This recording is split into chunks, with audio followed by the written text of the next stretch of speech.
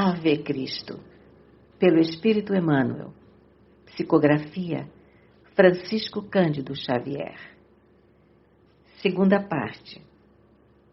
Capítulo 2. Sonhos e aflições. De olhos postos no firmamento, que se povoava de constelações, vamos encontrar Basílio, envolvido pelas brisas suaves do rio, falando para os ouvidos de Tassiano, admirado. A vida para nós ainda representa impenetrável segredo celeste. Não passamos de animálculos que pensam. O poder é uma fantasia na mão do homem, assim como a beleza é um engodo no coração da mulher. Visitei o Egito em companhia de 2 sacerdotes de Amatunte, e ali encontramos variados remanescentes da sabedoria imortal. Estudei minuciosamente, nas pirâmides de Gizé, os problemas da vida e da morte, entrando em cogitações profundas sobre a transmigração das almas. O que aprendemos em nossos cultos exteriores é mera sombra da realidade. A truculência política dos últimos séculos prejudicou em toda parte o serviço da revelação divina. Creio assim que nos abeiramos de tempos novos. O mundo tem fome de fé viva para ser feliz. Não admito estejamos limitados à existência física e o Olimpo há de ampliar-se para responder às nossas aspirações. Não acreditas, porventura, interferiu o interlocutor preocupado, que nos basta a felicidade coletiva, a confiança pura e simples na proteção dos deuses dentro do culto aos nossos antepassados? Sim, sim, considerou o ancião. Simplicidade é também uma das faces do enigma. Entretanto, meu caro, no caso do nosso tempo, de incomensuráveis desequilíbrios morais, avulta o problema do homem. Não somos bonecos nos tentáculos da fatalidade. Somos almas, usando a vestimenta de carne, em trânsito para uma vida maior. Pesquisei em todas as grandes estradas da fé, nos arquivos da Índia Védica, do Egito, da Pérsia e da Grécia, e em todos os instrutores veneráveis. Observei a mesma visão da glória eterna a que somos destinados. Tenho de mim para comigo que somos um templo vivo em construção, através de cujos altares se expressará no infinito a grandeza divina. Nas experiências da terra, porém, conseguimos edificar tão somente os alicerces do santuário, prosseguindo, além da morte do corpo, na complementação da obra sublime. Nas lutas da existência animal, desenvolvemos as potencialidades do espírito, habilitando-nos à elevação aos pináculos da vida. E depois de uma pausa em que parecia refletir quanto aos conceitos que enunciara, ponderou: por isso mesmo, o problema é muitíssimo mais vasto. É indispensável saibamos destacar a dignidade humana imanente em todas as criaturas. Escravos e senhores são filhos do mesmo Pai. O amigo que lhe registrava atentamente as palavras objetou de chofre: igualdade? Isso, porém, viria a contrariar a estrutura de nossa organização social. Como nivelar as classes sem ferir as tradições? O velho, contudo, sorriu calmo e acentuou: meu filho, não me refiro à igualdade por violência, que viesse enfileirar na mesma categoria bons e maus, justos e injustos. Reporto-me ao imperativo de fraternidade e educação. Compreendo que a vida é semelhante à grande máquina, cujas peças vivas, que somos nós, devem funcionar harmoniosamente. Há quem nasça para determinada tarefa à distância da nossa, como existe quem veja o caminho comum de maneira diferente dos nossos olhos. Atentos à certeza de que o nosso espírito pode viver na Terra vezes inumeráveis, modificamos o curso do nosso trabalho de existência a existência, como o aprendiz de letras primárias evolve pouco a pouco para as mais altas expressões de cultura. Não vemos, pois, como nivelar as classes, o que seria impraticável.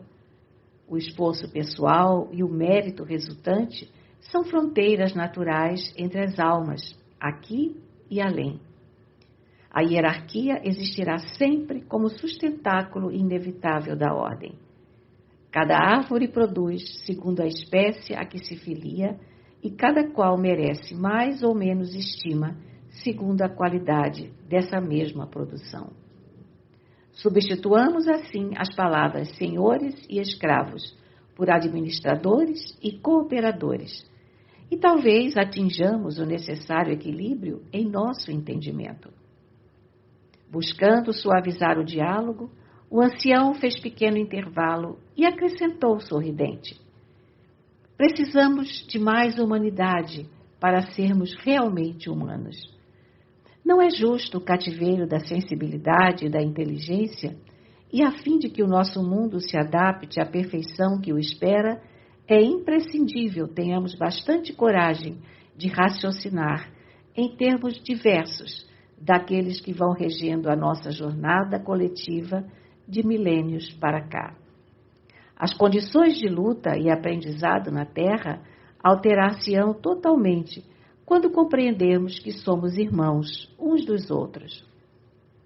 Taciano, na essência, não esposava semelhantes pontos de vista. Nunca pudera ouvir a palavra fraternidade sem revoltar-se. Contudo, menos impulsivo agora, rememorava as conversações que mantivera com o pai em outro tempo.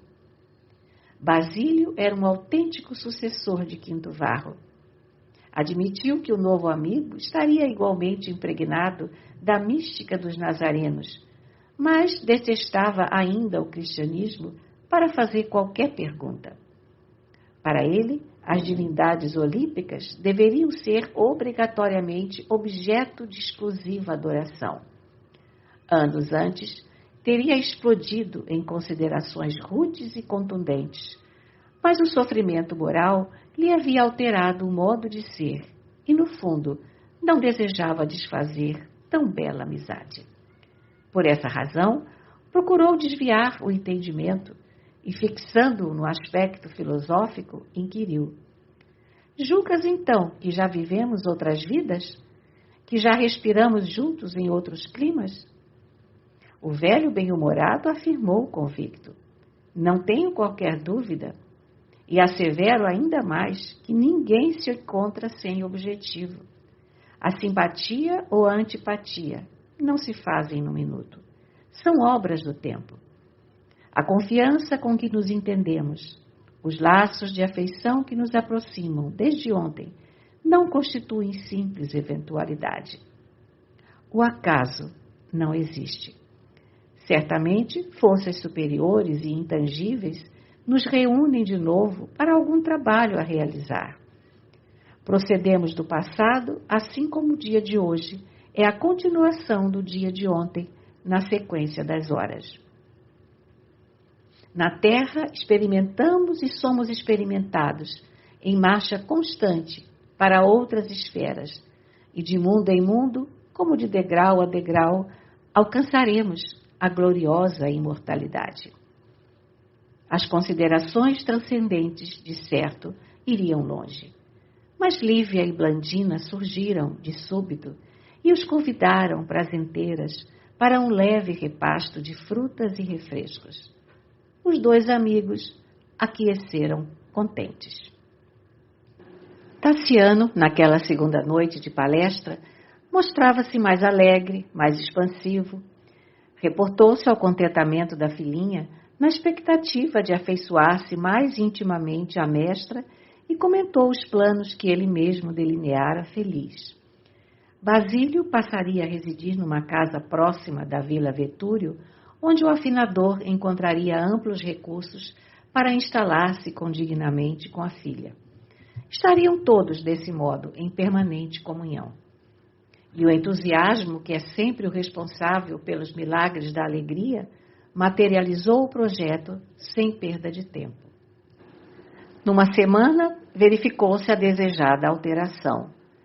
Pequeno sítio foi alugado para o filósofo e a primeira manhã de passeio para Tassiano, Lívia e Blandina despertou numa admirável festa de luz. O bosque orvalhado era fartamente percorrido por brisas frescas que perpassavam pelas flores, carreando-lhes o perfume para longe. Aves delicadas atitavam e gorjeavam nas árvores esguias e ramalhosas, que se mantinham verdes e lindas, como ofertas vivas da terra ao céu sem nuvens.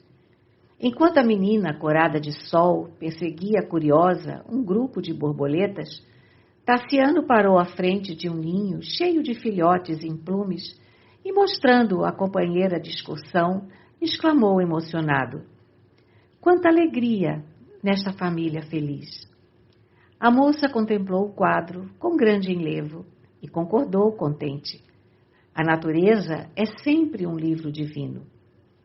O patrício fitou-a com indisfarçável ternura, deixando transparecer os sentimentos indefiníveis que lhe afloravam na alma, e considerou: Lívia, há momentos em que, por mais se nos fixe a confiança nos deuses, mais se nos torna o coração um labirinto de perguntas sem resposta. Por que motivo um pássaro pode fazer a própria casa em harmonia consigo mesmo e um homem é constrangido a sofrer a influência dos outros na realização dos menores desejos? Por que razão corre em paz a corrente de um rio para fundir-se no mar largo, enquanto os dias da alma humana se escoam atormentados na direção da morte?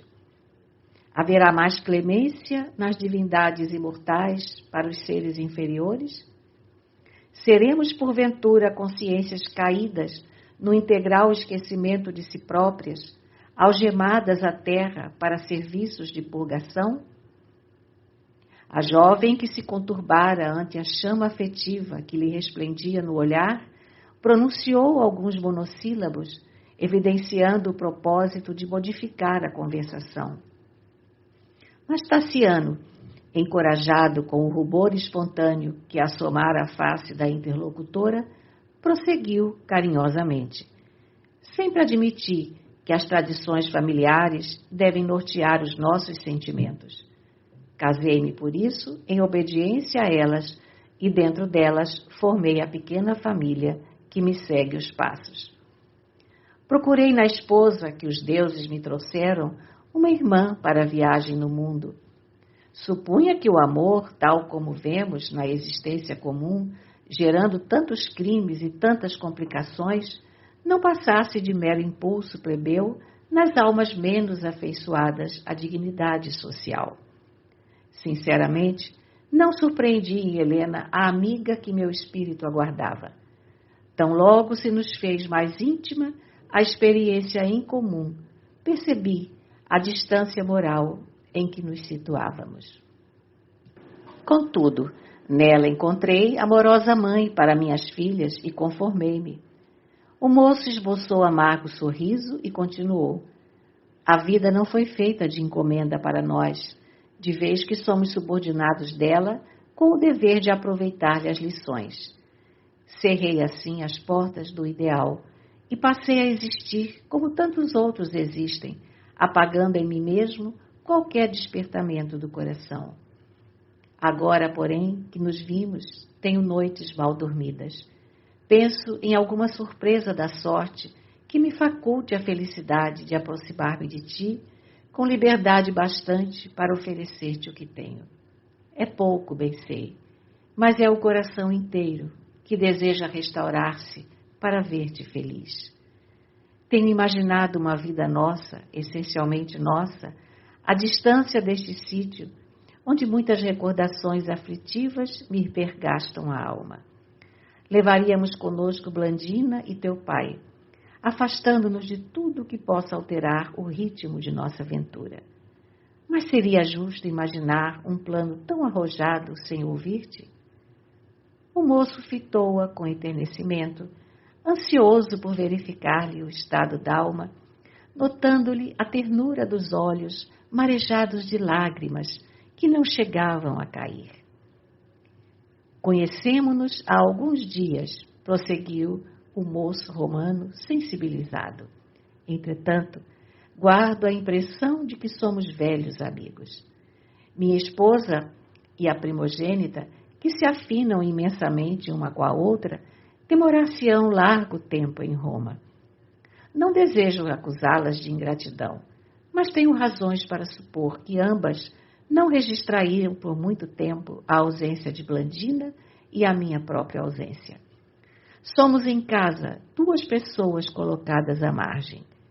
Tenho refletido, pois, na possibilidade de uma renovação. Não julgas possível a nossa felicidade em outra parte? Abandonaríamos as Gálias e procuraríamos uma terra diferente, na Ásia ou na África? Relanceando o olhar pelo arvoredo farto, continuou. Esta herdade, não obstante a beleza de que se reveste, é o túmulo das mais belas esperanças de minha mocidade. Um sopro de morte aqui me transformou o destino. Há momentos em que desejaria incendiar os bosques, destruir as plantações, derrubar o palácio e dispersar os servos para arrancar um novo mundo de minha própria solidão. Todavia, quem, por mais poderoso, fará realmente o que deseja? Contemplou a filha adotiva do filósofo com intraduzível esperança a fluir-lhe do olhar e, tomando-lhe de leve a destra, rogou: que me dizes de tantas e tão amargurosas confidências? Lívia, que a ruborização do rosto fizera mais singular e mais linda, respondeu com tristeza e simplicidade. Taciano, meu pai costuma dizer que as almas capazes de tecerem a perfeita aventura conjugal habitualmente se encontram tarde demais. Quando não são surpreendidas pela morte que as separa em plena alegria, são detidas por insolúveis compromissos que lhes inibem a aproximação. Mas meu casamento não é obstáculo intransponível, atalhou o moço, algo perturbado. Helena desvencilhar-se-ia de mim como quem se livrasse de um fardo. A moça, contudo, embora serena, acentuou com amargura. O grilhão não pesa, entretanto, somente numa das conchas da balança. Eu também sou casada. O interlocutor sentiu que uma onda de frio lhe gelava o coração, mas permaneceu firme à escuta. Quando meu pai se referiu aos dissabores que nos defrontaram em Massília, reportava-se ao meu inquietante problema pessoal. A moça fez pequena pausa, dando a ideia de quem acordava a memória, e prosseguiu. Há quase 2 anos houve em Massília uma festa ostentosa em homenagem ao patrício Aulo Sérgio Tuliano, de passagem pela cidade. Instado por amigos, meu pai permitiu que eu me incumbisse de vários números musicais na noite de maior regozijo público. Nessa ocasião, conheci Marcelo Volusiano, um homem que de imediato se interessou por minha companhia e que em poucos meses se fez meu esposo. Meu pai sempre alegou a necessidade de conhecer-lhe os antecedentes antes de formular a sua aprovação ao matrimônio. Todavia, sentindo-se idoso e enfermo, procurou satisfazer aos meus anseios de moça, porquanto eu não alimentava qualquer dúvida quanto à correção do rapaz que me despertara para as alegrias do amor. Ele asseverava proceder de nobre família, com recursos suficientes para garantir-se em variados negócios, e aparentava tanta prosperidade financeira que não vacilei em aceitar como verdade pura as informações com que se nos fazia conhecer. Marcelo, porém, logo após o matrimônio, mostrou-se irresponsável e cruel. Desapareceram dele os modos aristocráticos do amigo de Aulo Sérgio. Além de tirano bem posto, Era um jogador impenitente do anfiteatro, mergulhado em atividades escusas. A princípio, meu pai e eu tudo fizemos por subtrair-lhe o vício que o subjugava, e para alcançar esse fim, não hesitei em trabalhar como arpista em festas pagas, acreditando cooperar com ele na solução de débitos numerosos. Contudo, cedo reconheci que ele me usava os dotes artísticos para atrair relações importantes, junto das quais obtinha vultuosas aventuras financeiras, cuja extensão nunca pude conhecer. A moça suspirou, magoada, pelas dolorosas reminiscências, e prosseguiu. Se o problema estivesse limitado aos desgostos de ordem material, provavelmente ainda nos achássemos em Massília tentando o reajuste. Marcelo, entretanto, apesar de minha dedicação afetiva, em 6 meses de convivência, parecia entediado de meu carinho e, apaixonando-se por Sublícia Marema, inteligente, poetisa e bailarina de renome, passou a viver em companhia dela, sem abandonar a nossa casa. Tantos espetáculos deprimentes presenciamos que meu pai deliberou a nossa transferência para cá, buscando a nossa renovação. E qual é a tua atitude à frente do patife que assim procedeu? Atalhou Tassiano sob forte impulsividade. Como toda mulher, esclareceu Lívia, cuja profundez filosófica, aliada à frescura juvenil, tornava admirável naquela hora. Sofri muito a princípio, mas com o auxílio do céu, o meu ciúme acabou em piedade. Julgo Marcelo demasiadamente infeliz para condená-lo. Não creio possa ele desfrutar a tranquilidade de uma vida digna. Tassiano fitou-a com admiração e pesar e considerou afetuoso. Por que razão pensas desse modo? Não é comum semelhante atitude numa jovem que ainda não alcançou os 20 anos. Acaso não serás tão mulher quanto as outras? Lívia, porém, sorriu algo triste e observou. Não tive mãe que me quisesse. Devo a minha compreensão ao pai que me acolheu. Desde cedo, habituei-me a acompanhá-lo nas digressões filosóficas e a interpretar a vida segundo as realidades que o mundo nos oferece.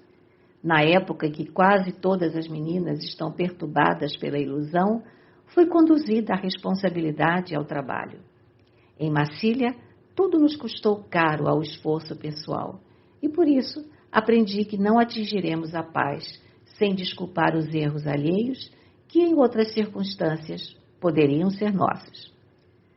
Não sentes então saudades do homem que amaste? Não lhe disputarias a posse? Por quê? Indagou a interlocutora serena. As saudades que eu possa experimentar não devem impedir o céu de mostrar-me o melhor caminho. Bom seria se eu pudesse partilhar a felicidade com meu esposo. Entretanto, se esse convívio me constrangesse a cometer um crime, em desacordo com a retidão de minha consciência, não será mais justo o benefício da ausência? Quanto a disputar atenções e carinhos de outrem, não creio seja o amor objeto de leilão. O afeto, a confiança e a ternura, a meu ver, devem ser tão espontâneos quanto as águas cristalinas de um manancial. Não acreditas, porém, na sobrevivência da felicidade noutros moldes? E baixando o tom de voz, que se fizera mais doce, o marido de Helena perguntou: não admites a nossa capacidade de construir novo ninho em novo campo de compreensão e ventura? Lívia, extremamente enrubescida, lançou-lhe inesquecível olhar e concordou. Sim, creio. Sinto em tua dedicação nobre e calma uma praia linda e segura, capaz de proteger o barco de meu destino contra todos os vendavais. Amo-te muito. Descobri esta verdade logo que nos vimos pela primeira vez. Compreendo agora que Marcelo me trouxe os encantamentos da menina, ao passo que em tua companhia assinalo em mim os anseios da mulher. A nenhuma glória feminina poderia eu aspirar mais alta que a de compartilhe teus sentimentos. Entretanto, não mais nos pertencemos. Anotando-lhe a última frase, marcada de desapontamento e amargura, o filho de Varro interrompeu-lhe a palavra, considerando impulsivo. Se me queres e se eu te quero tanto, por que nos prendermos aos que nos desprezam? Renovaremos a própria sorte, seremos felizes. Teu pai entender-nos-á. Lívia desatou o pranto de emotividade que lhe dominava o coração e falou em voz entrecortada. Possuis, ligada ao teu nome, a esposa que te premiou com 2 filhinhas. Minha esposa? Ponderou o interlocutor inquieto. E se eu te dissesse que ela não encontrou em mim o homem que esperava? E se eu te afirmasse, com provas inequívocas, que ela se consagrou a outra espécie de amor? A moça suspirou, aflita, e comentou: não duvido de teus informes. Contudo, o tempo e o espírito de sacrifício podem modificar a situação. E, indicando a menina que brincava distante, acrescentou com firmeza: Blandina é também um amor que confia em nós. Se adotássemos uma conduta igual à daqueles que nos ferem, talvez lhe envenenássemos irremediavelmente o coração. De que nos valeria arrebatá-la aos braços maternos? Estaria presa em espírito a estas árvores da sua primeira infância. A separação lhe faria ver uma heroína inolvidável na mãezinha que lançaríamos com o nosso gesto ao menosprezo e à devoção que desejaríamos dela receber, pura e simples. Provavelmente estaria transformada em desconfiança e dor. Se algum dia deve provar o fel da verdade, que o cálice de angústia lhe seja imposto por outras mãos. Tassiano fitou a pequena de longe e calou-se, de voz embargada pela comoção. Estaremos juntos, esclareceu a moça, reanimando-o. O amor, acima de tudo, é entendimento, carinho, comunhão, confiança, manifestação da alma que pode perdurar sem qualquer compromisso de ordem material. Encontrar-nos-emos em Blandina, que será nosso ponto de referência afetiva. Os dias passarão sobre nós como vagas de beleza e esperança. E quem sabe o futuro? Talvez o tempo. Antes, porém, que pudesse terminar a frase, a menina alcançou-os com belo sorriso a oferecer-lhes soberbo ramo de gerânios encarnados. O genitor refugiou-se no silêncio e a pequenina dominou a conversação, contando graciosas aventuras. Daí a instantes, o trio retomava o caminho de volta. No átrio da modesta casa que passara a habitar, Basílio aguardava-os com visíveis sinais de impaciência. Em reduzidas palavras, deu conta da preocupação que o afligia. Marcelo aparecera inesperadamente. Lívia empalideceu e tentou com delicadeza evitar um encontro entre os 2 homens. Todavia, Tassiano, de semblante nublado, resolveu entrar e conhecê-lo de perto. O rapaz, que se abeirava dos 30 anos, era alto, de compleição elegante, mostrando formosa cabeleira a emoldurar-lhe os olhos móveis na fisionomia enigmática. Abraçou a esposa com alegria, como se nada houvesse acontecido de grave entre os 2, e saudou Tassiano efusivamente, chegando a desconcertá-lo. Parecia até satisfeito em observar a mulher em companhia de um amigo novo, como quem se aliviava de um fardo na consciência. Em minutos, relacionou o objetivo da viagem que o trazia. Viera a Leão acompanhando alguns cantores de renome que se destinavam a grandes exibições artísticas. Entretanto, acrescentava ele, talvez para prevenir indiretamente a esposa, não podia demorar-se. Diversos companheiros aguardavam-lhe o regresso em Viena. Uma bela festa em casa de Tito Flúvio, abastado patrício de suas relações, compelia-o a retorno imediato. O pai de Blandina percebeu no recém-chegado um espírito inteiramente diverso da família que se afeiçoara. Marcelo era turbulento, exibicionista, paurador. Dava a ideia de um menino inteligente a brincar de viver. Não apresentava no verbo fácil qualquer frase que denotasse madureza de raciocínio.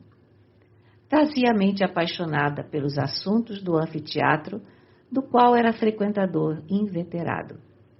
Sabia o número de feras enclausuradas nas jaulas de Massília, quantos gladiadores podiam ali brilhar na arena e quantas bailarinas viviam na cidade, dignas do aplauso público, mas ignorava o nome de quem governava a próspera Gália Narbonense, onde vivia, e desconhecia completamente as suas indústrias e tradições.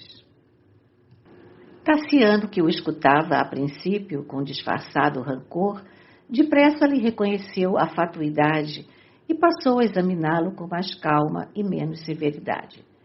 No fundo, porém, sentia-se aborrecido. Aquele visitante inesperado era um trambolho no caminho. Se pudesse, exilá-lo-ia no fim do mundo. A ideia de liquidá-lo em alguma emboscada bem feita agitou-lhe o pensamento. Contudo, não nascera com a vocação de assassino e por isso expulsou a tentação que se lhe insinuava na cabeça. Não vacilaria, porém, na mobilização de todos os recursos para afastá-lo. Enquanto Marcelo se detinha, loquaz, na descrição das próprias bravatas, o filho de Varro refletia sobre a melhor maneira de empenhar amigos no afastamento do intruso. Absolutamente distanciado da conversação, imaginava como desterrar o marido de Lívia para algum ponto remoto. Não lhe suportaria a presença, removê-lo-ia a qualquer preço. Foi quando o próprio Marcelo lhe ofereceu o ensejo desejado, exprimindo o propósito de voltar a Roma. Sentia-se asfixiado por dificuldades financeiras. Só a grande metrópole lhe facultaria lucro fácil à altura de sua expectativa. Tassiano surpreendeu a brecha que buscava, mostrou radiante expressão no rosto e esclareceu que podia apresentá-lo a Cláudio Lício, sobrinho do velho Eustásio, que a morte já havia levado e que em Roma se fizera acatado na organização e direção de jogos no circo. Crescera em Leão, de onde partira demandando aventuras coroadas de êxito, e fizera-se bem quisto de muitos políticos que lhe não negariam cooperação e favor.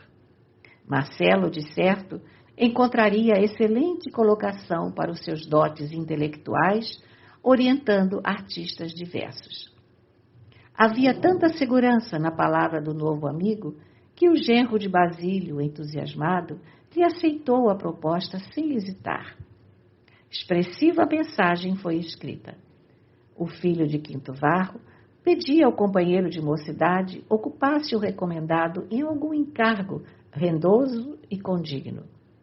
Lida a carta, Marcelo prorrompeu em bombásticos agradecimentos e, sem qualquer consideração para com a mulher e para com o sogro, decidiu a viagem para Viena no mesmo dia. Prometeu retornar em breve a fim de combinar com os familiares quanto ao futuro. Referiu-se às virtudes da companheira como se devesse alimentar-lhe o carinho à custa de elogios e afirmou ao velho 1000 protestos de amizade e admiração. E a afeição de um pássaro inquieto, feliz por ver-se livre, despediu-se ruidosamente, descendo com outros amigos para a cidade próxima. Começou então para a Vila Vetúrio, famoso período de harmonia e restauração. 3 noites por semana, o palácio era brilhantado com música primorosa e conversação sadia. Enquanto Lívia e Blandina cantavam ao som de harpas e alaúdes, Tassiano e Basílio comentavam Hermes e Pitágoras, Virgílio e Ulpiano em preciosos torneios de inteligência. Semanas e semanas de felicidade corriam céleres quando Teódulo regressou à idade, trazendo notícias. Helena dirigia ao esposo longa carta, comunicando-lhe a determinação de permanecer em Roma por alguns meses, não só para satisfazer ao genitor doente, como também para solucionar o problema da filha.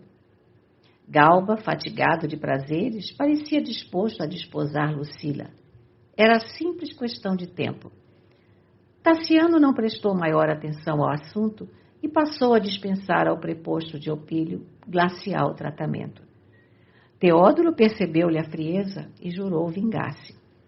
Astuto e malicioso, compreendeu que entre o marido de Helena e a filha de Basílio existiam os mais entranhados laços de afeto, e imaginou-lhes as relações mais íntimas, segundo os pensamentos escuros de que se alimentava.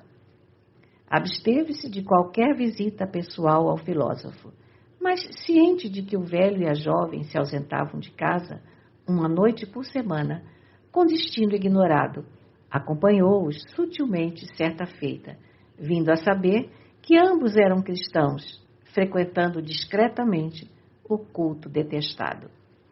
Guardou segredo e entrou em regime de grande reserva e não menor isolamento, apenas comunicando a Tassiano, que trazia ordens de Vetúrio para viajar entre Leão e Roma, enquanto Helena estivesse no domicílio paterno, tantas vezes quantas se fizerem necessárias. A vida prosseguia sem surpresa e sem saltos. O filho de Varro, novamente feliz, não suspeitava que a dor lhe sitiava o destino com dureza implacável.